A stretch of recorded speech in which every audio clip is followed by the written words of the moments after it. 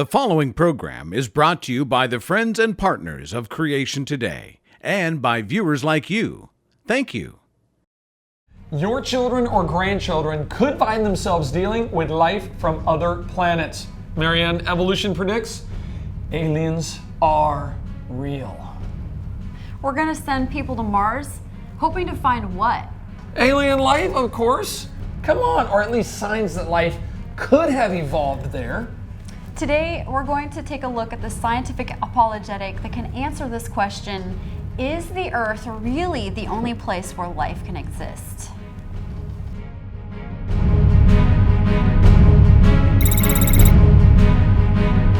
There's a war going on in our world against Christianity. Are you ready to defend your faith in Christ? The Creation Today show provides you with the ammunition you need. We prepare you to defend your faith. Arm your children and raise up a family that glorifies the Creator, Jesus Christ. This season we're teaching you BattleSHIP Apologetics.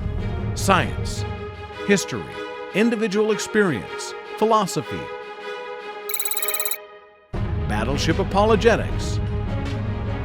Today's guest is astronomer Dr. Danny Faulkner from Answers in Genesis. Marianne goes to Mars in search of a fine-tuned planet in Can There Be Life on Other Planets?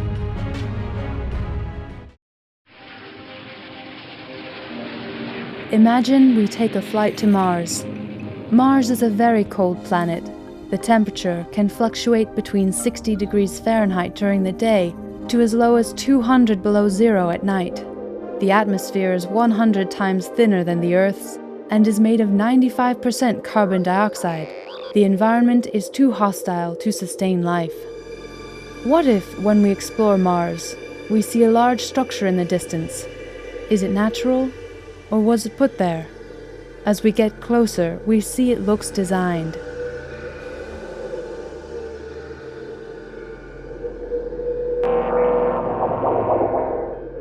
Inside, the air pressure is like the Earth's.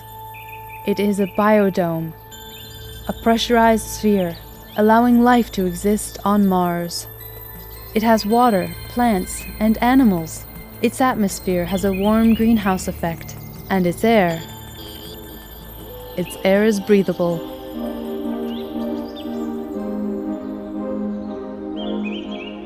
This biodome can sustain life. Theoretically, we could live there.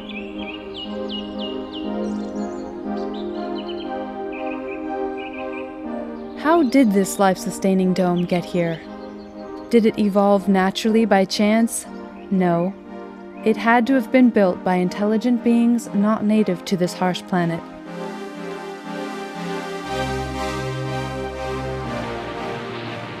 When we fly back home, we see the ultimate biodome, planet Earth, operating in a very hostile, life-killing environment, outer space. To say that the Earth evolved naturally in outer space is like saying that biodome on Mars could have evolved naturally too.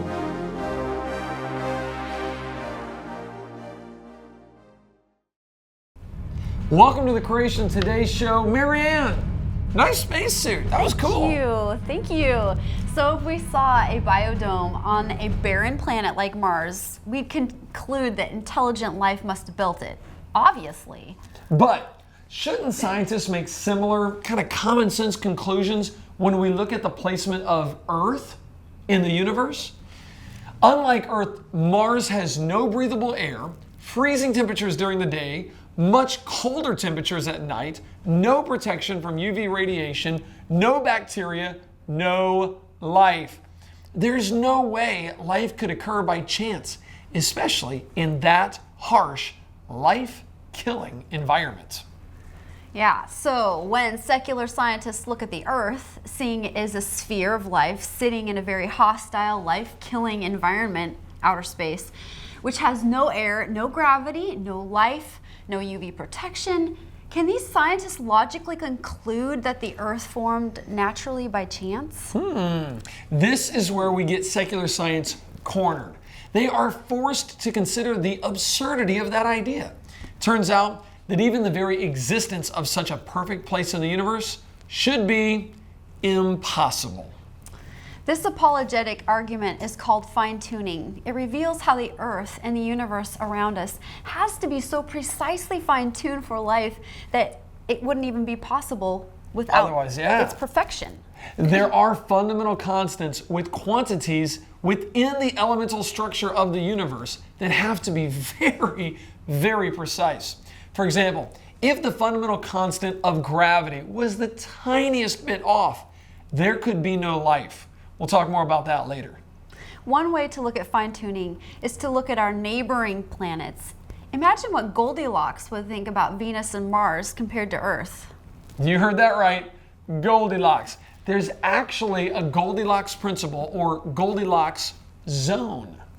The planet Venus is too hot. The surface temperature is 900 degrees Fahrenheit. That's warm. Its atmosphere traps way too much heat because it's closer to the sun and has greenhouse effect that is out of control. And the planet Mars is too cold.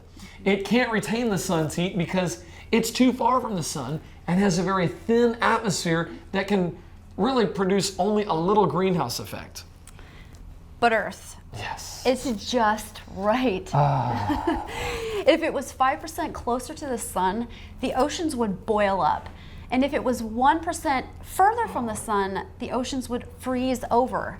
The greenhouse effect is so precisely fine-tuned that it traps just the right amount of heat.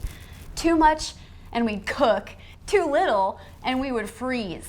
The Earth's just right position in our solar system, and its just right greenhouse effect, and its just right gravity, and its just right everything else make it the only place for life to exist.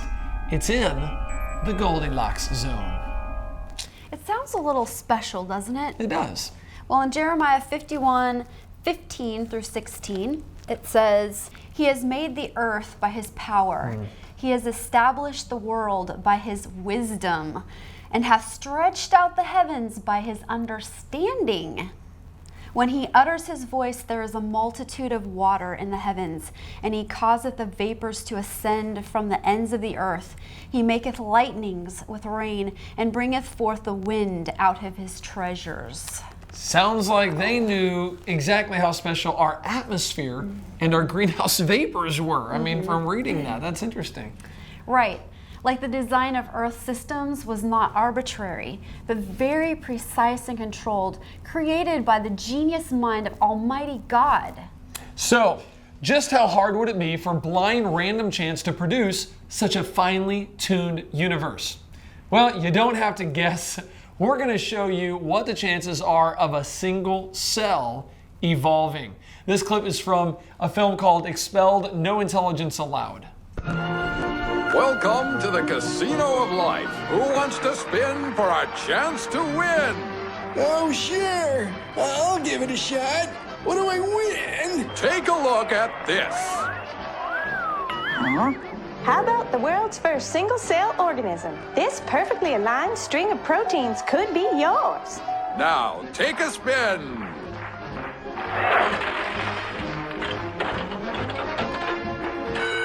I won. Tina, tell him how many times he needs to do that to win the prize. 250. That's right, folks, and all in the correct order. But that's impossible. We've heard that before, haven't we, Richard? Come on, Mother Nature, do your thing. You stupid machine! I hate you!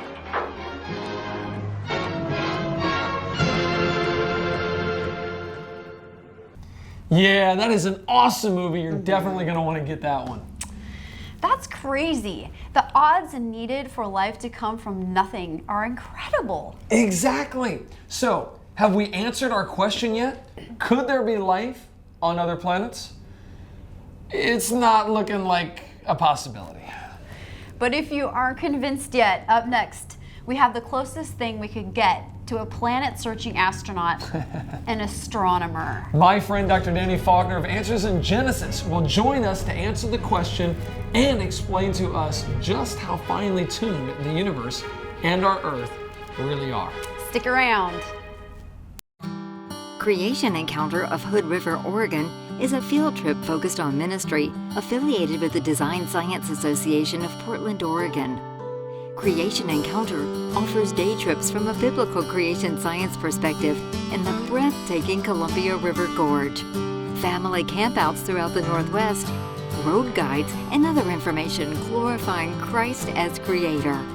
For more information, visit them at www.creationencounter.com. Check out thecreationnetwork.org to discover more of the creation museums and outdoor creation field trips available to you. Explore the beauty of the night sky. Stargaze with a telescope, binoculars, or even your naked eye. Learn when and how to observe the planets and stars. Identify stars and their constellations. Astrophysicist Dr. Jason Lyle offers you and your family over 150 stunning, full-color images to help you study the moon phases, solar eclipses, the sun, and more. Regardless of your age or your income, you can become an amateur astronomer with The Stargazer's Guide to the Night Sky. To order this book, visit us at creationstore.org. You're watching BattleSHIP Apologetics here on Creation Today. Welcome back. Our guest today, Dr. Danny Faulkner, is an astrophysicist. I think that means he can read palms, right? You hold up your palm and he's able to... An astrologer, we'll have to, physicist. They're kind of the same. We need to ask him about that. Dr. Faulkner, welcome to the show. Thank you. Good to be here. So how do you do the whole palm thing? How does that work? If I told you, I have to kill you. Uh-oh. Then I do not want you to tell me, okay? Now, a lot of people confuse astrology and astronomy. Mm-hmm. You're an astrophysicist. I prefer to call myself an astronomer. I've been doing this for decades, and I'm still not sure what the difference is. That's great. So an astronomer, you know what? The first time I saw the rings of Saturn up close, well, I say up close, from here on Earth, was through his telescope while we were out in California. It was really, really neat. Nice. Well, Dr. Faulkner, beautiful thing, isn't it? We're talking about the fine-tuning of the universe and how it's obviously designed. Can you tell us a little bit about this argument and where it's come and where it's going with this whole idea of fine-tuning? There's even a name for it. It's called the anthropic principle. I think it was in 1972, yes. Brandon Carter coined that term. I don't think that man's a Christian man, by the way, but it's just a number of things about the universe, the fundamental constants of the universe, the way the universe is put together, that sort of suggests that it's designed for our purpose. For our existence. If you changed a few things about the universe, life would be impossible. We could not be here to observe the universe. And so there's even a whole book written on this called the Anthropic Principle, written 30 years ago, investigating this by a couple of men named Barrow and Tipler. And what's interesting is they wrote over 1,000 pages. And when they got done, their conclusion basically was, well, that's just what it is. The universe appears to be designed. There really isn't any design. Sounds like Dawkins.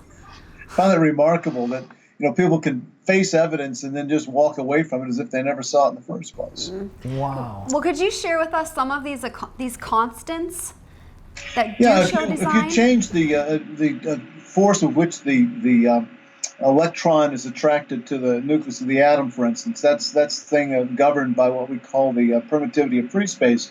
If you change that just a little bit, you change the structure of chemistry altogether. I mean, carbon probably wouldn't bond the way it does to make life possible, for instance. There are other arguments dealing with that constant and others with the rate at which stars burn, giving you stability for something like the sun. And unfortunately, a lot of this stuff ties into billions of years in evolutionary ideas, like the evolutionary idea of where the elements came from and all this sort of thing, and stability over long periods of time. So it's a mixed bag as far as I'm concerned. Some of these things are really good arguments. Some of them are only good if you're buying into a very long period of time, and even just a naturalistic approach to things. Mm-hmm.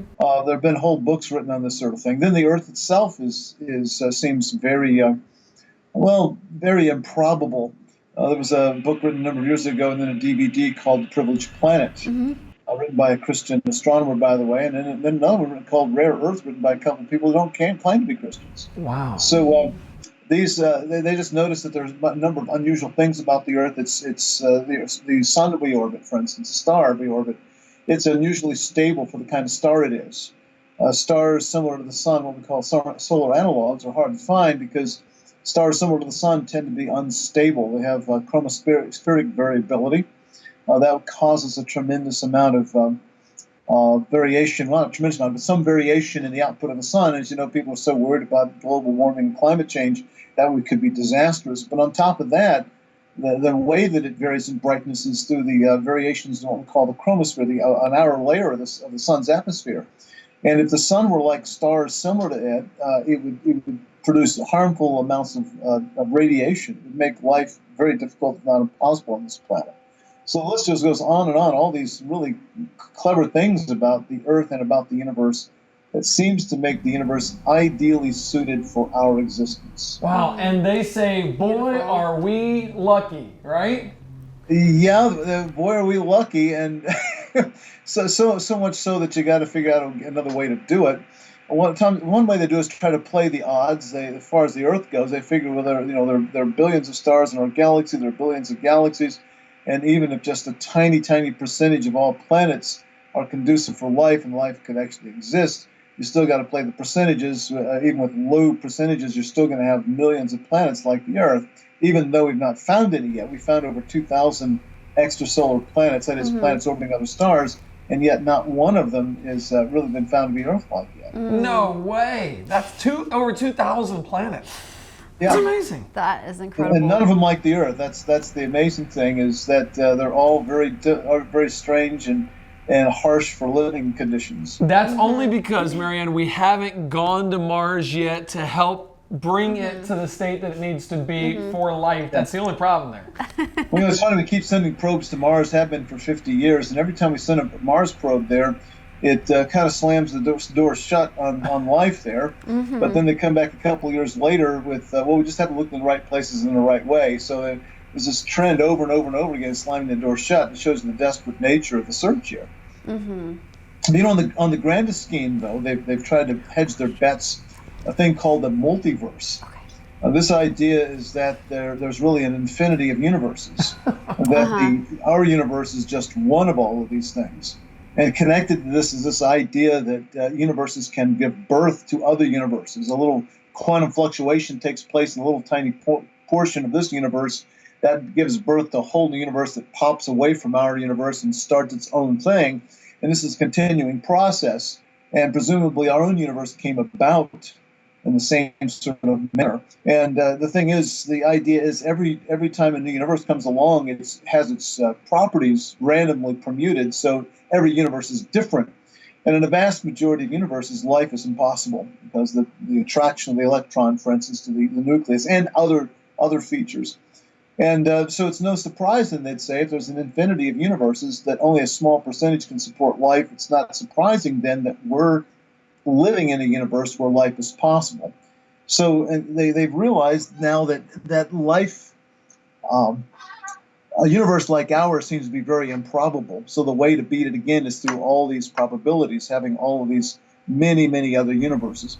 You'll notice that there's not a bit of science in this. This is all philosophy, it's theology, there's no science at all, because you can't test something like this. If something truly is not part of this universe, it's another universe entirely, you cannot test that scientifically.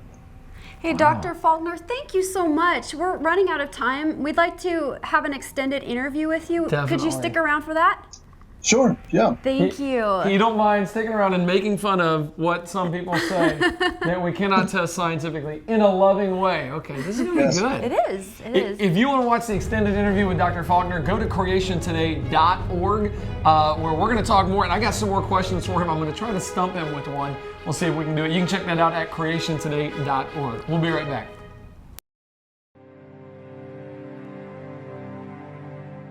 In the beginning, God created the heavens and the earth. According to the Bible, God created our universe in 6 days. On the fourth day, God created our sun, our moon, and the other planets of our solar system. Then it says, He made the stars also. Is this true history? Is this how our universe came to be? According to secular scientists, the answer is no. Most secular astronomers believe that the heavenly bodies formed by gradual natural processes over billions of years. They say that this idea is scientifically sound, that it's based on solid scientific principles, that it matches all the evidence. But this isn't true.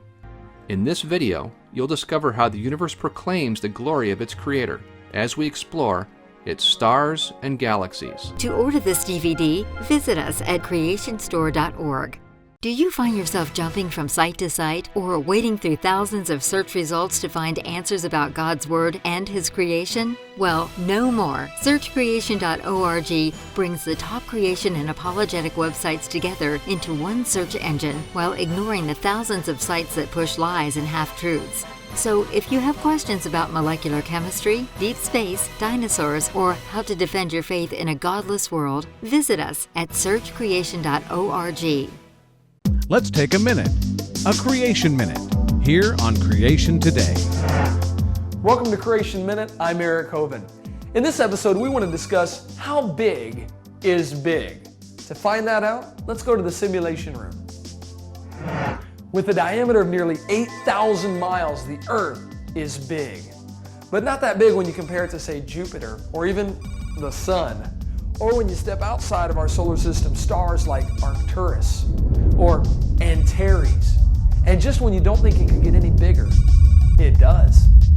Wow. That's the Earth. Kind of puts things in perspective, doesn't it? No wonder God says, "Heaven is my throne and the earth my footstool." To learn more about creation, visit us at creationminute.com.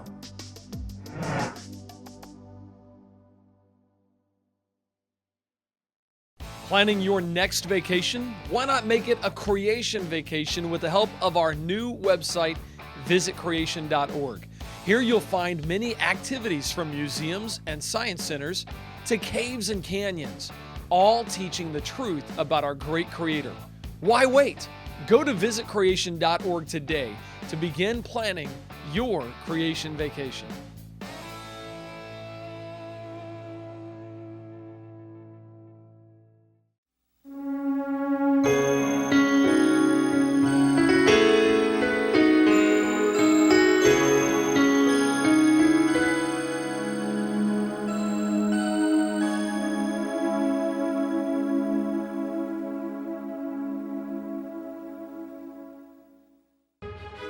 You're watching BattleSHIP Apologetics here on Creation Today. From galaxies and stars to atoms and subatomic particles, the very structure of our universe is determined by very, very precise numbers. Alter one by the tiniest amount, and no life could exist. So we have to ask again, can there be life on other planets?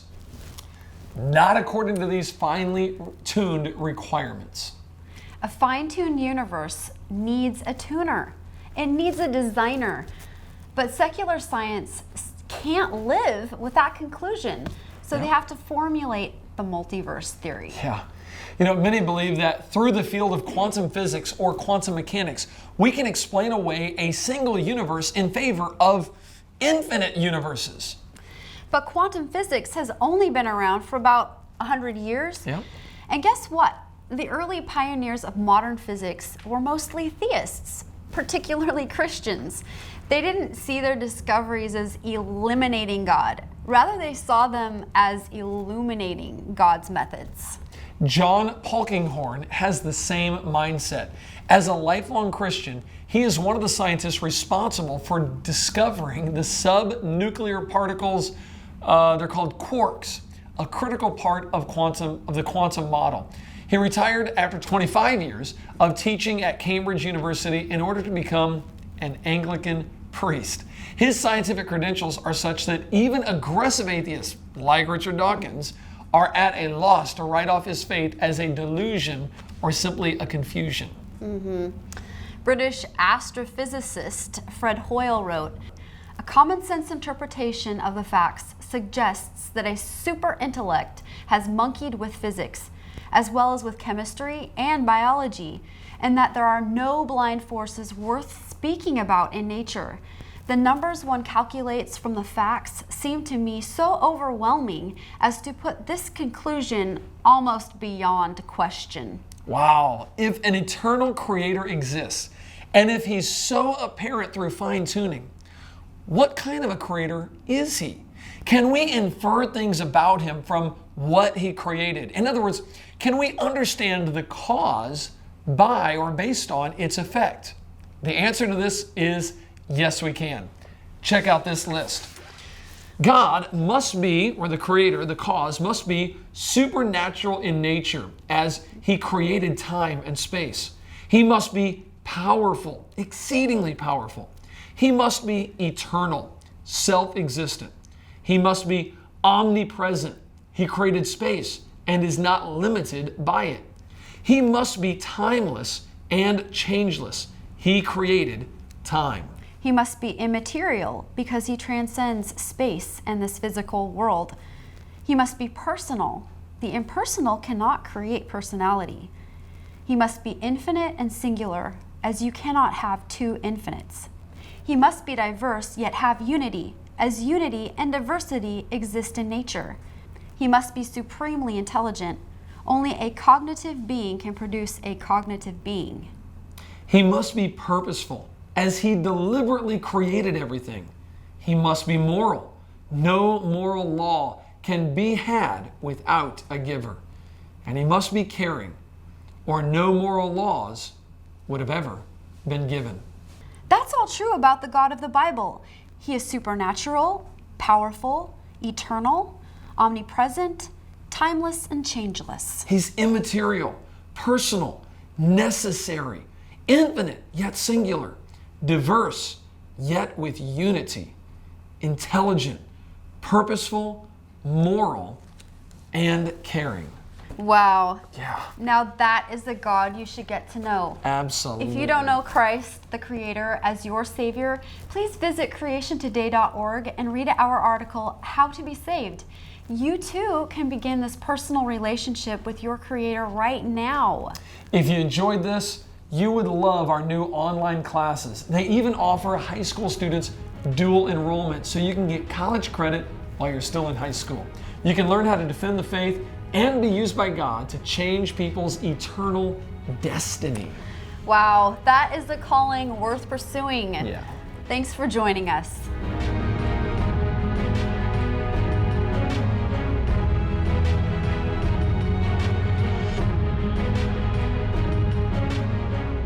Get the ammunition you need to defend your faith by visiting our website for up-to-date content, attending one of our live events, and shopping online at creationstore.org. We are Creation Today.